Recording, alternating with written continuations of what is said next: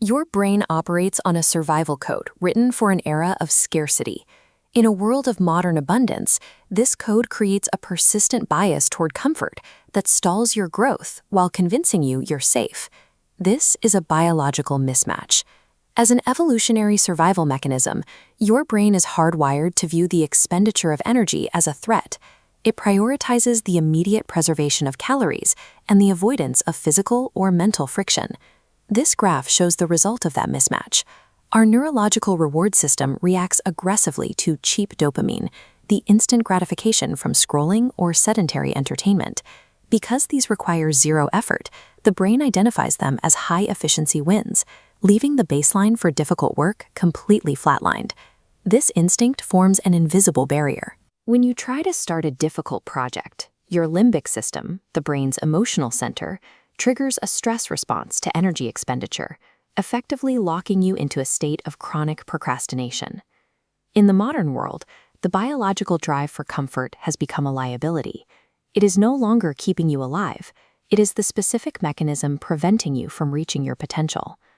Most attempt to bypass this barrier by waiting for motivation, treating it as a prerequisite for action. The flaw here is physiological. Motivation is an emotional state driven by the expectation of a reward. Because your brain's default setting sees hard work as a net loss of energy, it rarely generates the desire to start until the work is already underway. A true system override requires you to intentionally break these biological defaults. It is a process of building to break you, systematically exposing yourself to friction until the brain's resistance begins to weaken. Since the brain does not naturally seek out friction, waiting for a change in mood is a failed strategy. Sustainable progress only begins when action is used to forcibly override your internal desire for comfort.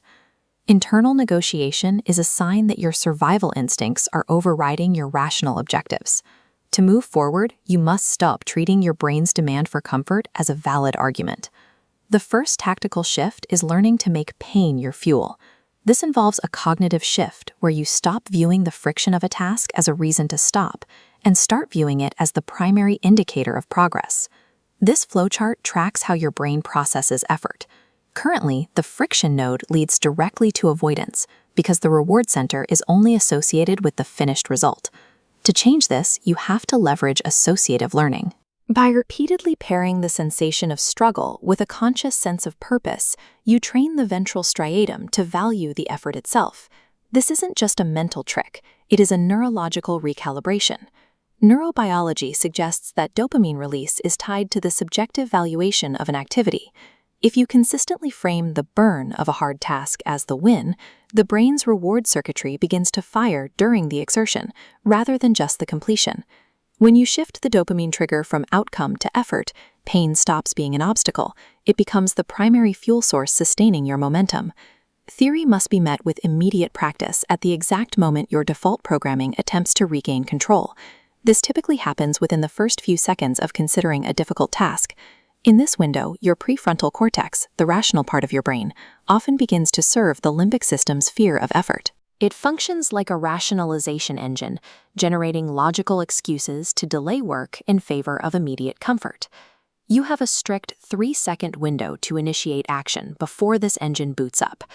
As the timeline shows, by second 4, you enter the rationalization zone, where the brain's excuses become significantly more persuasive. Use the 3-second kill switch to bypass the deliberation phase. By initiating physical movement, standing up, opening a laptop, or picking up a weight, before the 3 seconds are up, you prevent the rationalization engine from ever starting. Combining this kill switch with the reevaluation of effort creates daily war mode. This is a state of deliberate, recurring confrontation between your prefrontal cortex and your instinctive drive for laziness. Hesitation provides the entry point for your biology to hold you back. Ruthless execution within that 3-second window strips the instinctive brain of its ability to negotiate. When daily war mode becomes your consistent baseline, your psychological state undergoes a transition. The friction that once felt like an insurmountable wall starts to feel like a familiar, manageable weight. You eventually reach a state of automation.